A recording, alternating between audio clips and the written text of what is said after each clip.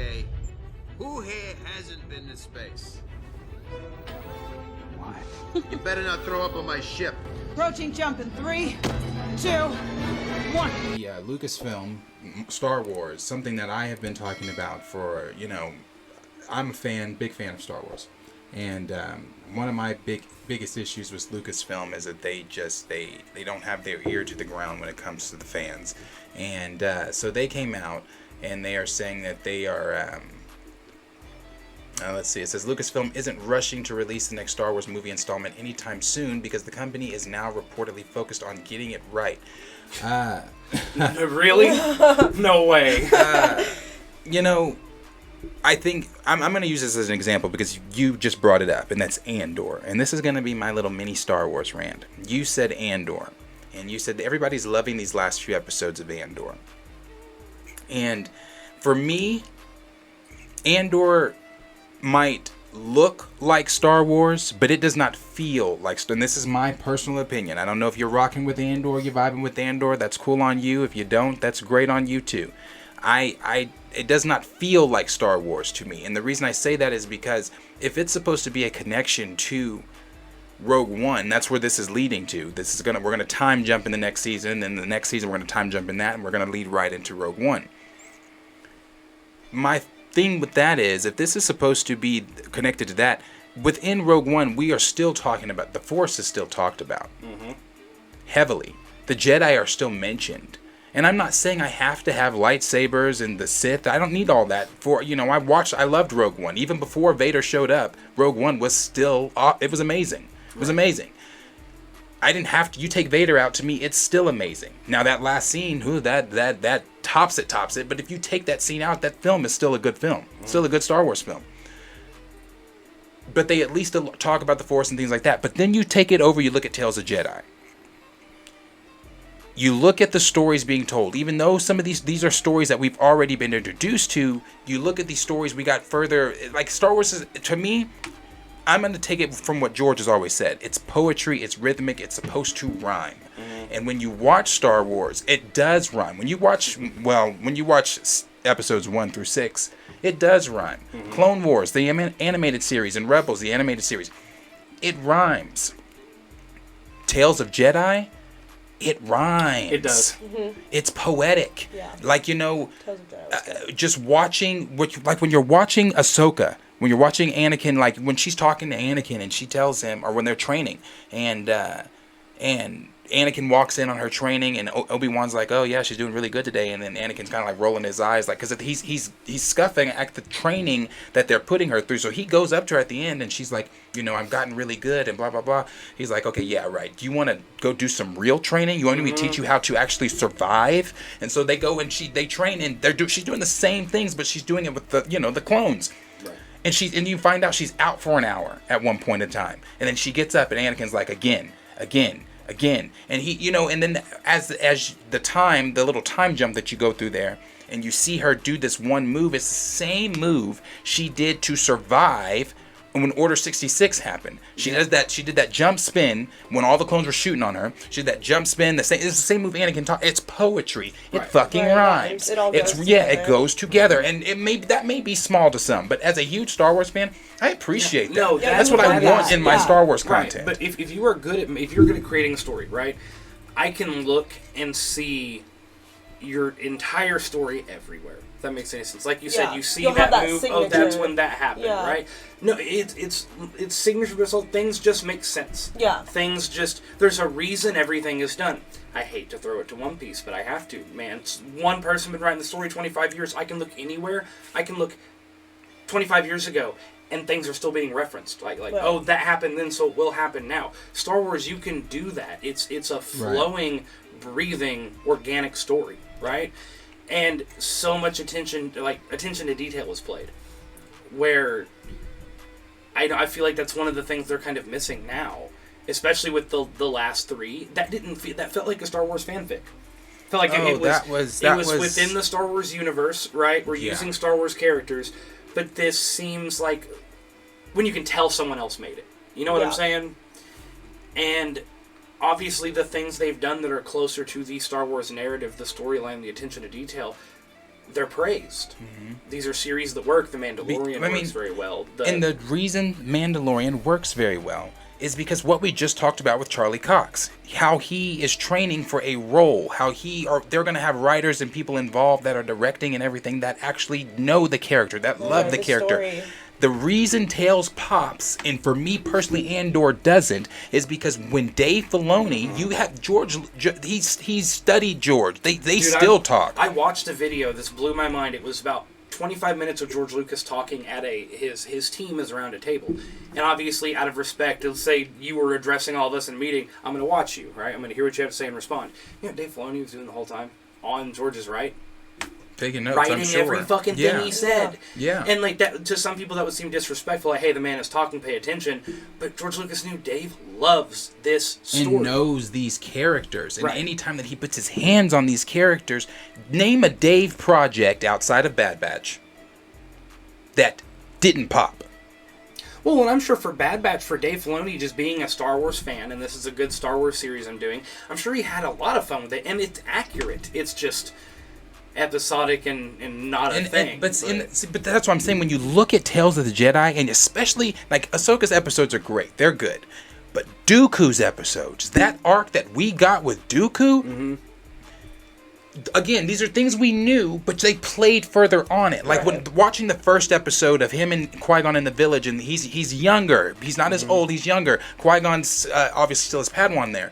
But you're watching that episode, and then you're seeing the wheel start to turn. How he's saying that, you know, the senator told him, no, you know, you work for the or the Senate, and he said, no, we serve the people of this republic, and you know, sticking to the grounds of what the Jedi were built on, and things like that. But then you see in the next episode where Mace is more brainwashed at that point, and being the lapdog to the Senate.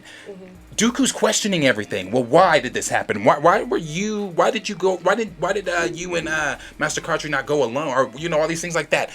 All the questions he was asking. And then you see in the third episode where it is happening this is the poetic and rhythmic part, the exact same time of Phantom Menace. Yep. Where he talks to Qui-Gon 1 minute, then the next scene you learn, Qui-Gon's dead at this point, Maul just killed him. Then you have Dooku going up to Palpatine himself, saying, you lied to me, you've gone too far this time, you know, Qui-Gon could have helped us. It's just further playing that, you find that, you know, at that point in the first episode that they had been, you suspect him and Qui-Gon, him and Palp had been in communication at that point and things like that. He'd been, you know, confiding in Palpatine as a senator and things like that, but it's just, it's beautiful. Right. Tales is beautiful. It's poetic. I love the connections. And that right there does two specific things. One, it is, you've created such a narrative, such a story, that you know the concurrent events going on, like, you can break it down by year, by month, by day. Like, this was going on at the same time. Like, you build a storyboard, right? Of all these different characters. So, one, that shows me you know enough about your universe that you can do this, right? You can play this out with all these, what are different pieces moving on the board, right? But then on top of that, you have such a good character in Dooku that it's like, we know he fell, right? Yes. But they're like, no, but we're going to pull it out for you. And we're going to do certain things where you start to realize he wasn't wrong there. He was not wrong. Yeah, you know what I'm saying? Where you're like, he wasn't, and they're like, this character that you already know, that is already established, let's give him so much more depth. And at the same time, again, it's all interactive with the same universe, on the same timeline you already know, and you're seeing different parts of that timeline. Right. Like, that is what my whole point to, you have a living, breathing story that you care about, right? And to the whole point of this topic, it's like, now they're like, oh, we're going to pay attention on getting it right. It's like, all that says to me is this whole time you haven't cared about it. No, they never cared. Like, that's why 7, 8, 9 look the way they do. I mean, and that's why I critiqued the Obi-Wan series, right? Oh, awful. Because from the beginning, before it even came out, what did I say? They're just making a series for the Kenobi Vader fight, right? That's all they're doing. They know people want to see that, so instead of actually giving these people a rich story of their character, like Tales did, instead they're like, we're just going to bait this out for money, right? That goes back to the getting it right thing. All you have to do to get it right, and this is for way more than just Star Wars, right? Is just follow your fucking source material. Yeah. Follow the things the fans but want. here's the thing too. I would follow the source material, but stop looking for outside help to directors that don't like. I forget director's name that's doing Andor right now. He's not read Star Wars. He's even said that. That's not my words. He's even said that. He doesn't care about the lore. And stop getting these directors and people in helming your projects that don't give a fuck. That's been my new You have thing an in-house. You have Dave Filoni in-house, bro. Yeah. Just use him. Be like, Dave. Dude, can you handle this movie? Like, Dave's not even. He's never done a film. Put Dave in charge of a film. Watch, I'm telling you, when the Ahsoka series comes out, I guarantee you, it's going to be so beautifully and poetically connected into Rebels and everything else, and it's going to make so much. It's going to be. I guarantee it. I guarantee it, bro. I really do. Yeah. And so I'm hoping that them saying we're getting it right. I'm hoping that, again, yes, start in-house, bro. Stop going to directors and people like Patty Jenkins. And I'm not saying Patty Jenkins doesn't have a good eye, because, what was it? Rogue Squadron looked like it could have been great. Right. But when you have Dave Filoni, somebody who has been time and time again proven with Rebels, with Clone Wars, the series, with Tales of Jedi, the shorts he's given us, that first episode of Bad Batch is brilliant. Right. With the Mandalorian, when he's shown you right there, I got this, I can do this, use him. Right. Yeah. I just don't get it. Right. So that's my little Star Wars rant. But I think that yes, Tony Gilroy is the damn showrunner. Yeah. Tony Gilroy doesn't give a flying fuck. And he even said at the beginning, don't expect to see any Vaders or anything. What do you mean? Like, I can expect to see the characters that are like don't expect to see the franchise's main character. Okay, I can take not seeing Vader. That's fine. But it does make sense to see Palpatine, because at this time, he is still the Senate. Right. It makes sense to see Palpatine in this time. So I hope when Ian McDermott said earlier on, there's some certain projects you may not see my face, but you'll feel my presence. I'm hoping. I'm not watching Andor, so for those of y'all watching Andor, you'll have to let me know if Ian shows up. I'll watch that episode. I'll watch that one episode. I will watch that episode, but don't catch me on the others. Yeah, I think I just feel like with certain, I mean, like Trey was saying earlier, with anything, if you're gonna do something that has a name to it, that already has such a fan base and such a love for it, like take the time to be accountable, to be accurate, because that's all we're asking. Oh yeah. Like. Right. Well, Can you imagine being in a room? Because I'm sure this is with MCU, with Star Wars, with any kind of pop fandom. I guarantee you that there's been a room full of, a board, a team to make a series. Someone throws out an idea, and you're like, well, no, that wouldn't work, because in the comics, actually, they are weak to this thing or this, and everyone in the room goes. But see, like, none of you have read the comic, and you realize you're the only motherfucker. Right, but you realize you're the only person in that room that has even read the source material, and you're like, hang on, not as we're making this project. Like, you know how many times you have to bite your tongue and fucking shake and be like, why are you making him that? That's like I said, it's kind of like what DeMeo was talking about with The Witcher. But I do have to say, I commend them for being like, okay, we're listening. We did wrong on this one. Let's pull back and do it right, because they could just continue and just keep giving you shit. They could, but because I have been punched in the face, kicked in the dick, slapped in the mouth, thrown dirt in my eyes, spit on so many times by Lucasfilm. Damn. Yes, I've been through the mud with Lucasfilm, because they have done that so many times to me. I need to see them get it right before I can even take your little quote. I need to see the get right. And see what's crazy? So I used to be way bigger into DC and Star Wars than I am now, right? Way bigger. But since we've come on that show, he's been like Star Wars, and I'm like, everything fucking sucks now. Like, and it does. It sucked for the past 6 years. I'm done with the series, and Darius always held out hope, because his heart belongs to Star Wars. No, Star Wars is my thing. It's like DC, where I was like, fuck the DCU from the minute I walked in here. But like, it's not that I don't love these series. It's just I've been shit on so many times. Yeah.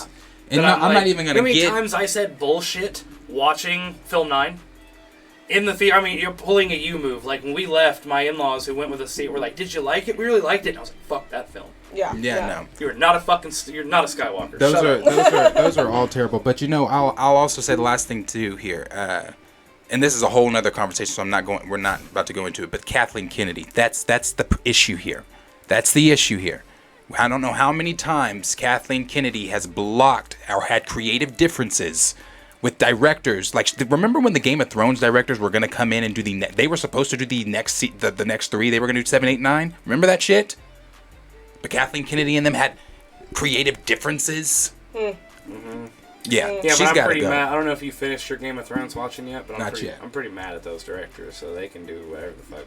I was looking at like what D. Stizzle said there when he said the Thrawn trilogy, New Jedi Order used to. Von War. I have been wanting them to bring the use, and I know, Corey, this is not your thing. You don't know Star Wars like that. I have been wanting them to bring the Yustan Vaughn in for the longest, and just to touch on that, since D. Sizzle looks like you know your shit. If you know the Yustan Vaughn, you know your shit. So like I'm saying, I wonder what the conversation has been between Ezra and Thrawn. Where have we? Because the last time we saw Ezra was with the Purgle, and then they blasted off with him, Thrawn, and that was it. So has Thrawn let him in on why he's really here? Has Thrawn what conversations have? Because Ezra was teetering that kind of darker side anyway. Right. Like, that is what probably state the are we finding mystery him in? We've got right now in this universe. Yeah. To be real. Yeah, I'm telling you, bro. Because like people, unless they've changed it, unless they're changing Thrawn's backstory or whatever, right? I hope they're not. Thrawn doesn't give a flying fuck about the Empire. He's only here to know how strong is the Empire, and should the Chiss Ascendancy be worried about it. It's the only reason he's here. Right. He does not care. He's just a spy. So, because the Emperor's racist toward aliens anyway. He doesn't like. Thrawn is the only alien that is up in high ranks. That's a Grand Admiral. Like, first of all, he's the only alien on part of the Empire anyway. So it's like, yeah, bro. Woo, I could go on and on. So many questions. But we're not going to spend another 10, 20 minutes on Star Wars. We do have our main topics to get to here. As always, question is for you guys. Let us know down below. If you are a Star Wars fan, let us know, what you guys think. Is Star Wars actually going to be getting it right? Do you think that they should go with a Dave Filoni that's in-house to direct one of their films to maybe progress the lore of Star Wars, someone that actually knows Star Wars? Or do you think, Star Wars is dead? Or are you thinking that Star Wars is better in theater than it is, in these series that they've given us outside of Mandalorian? Let us know down below in the comments. What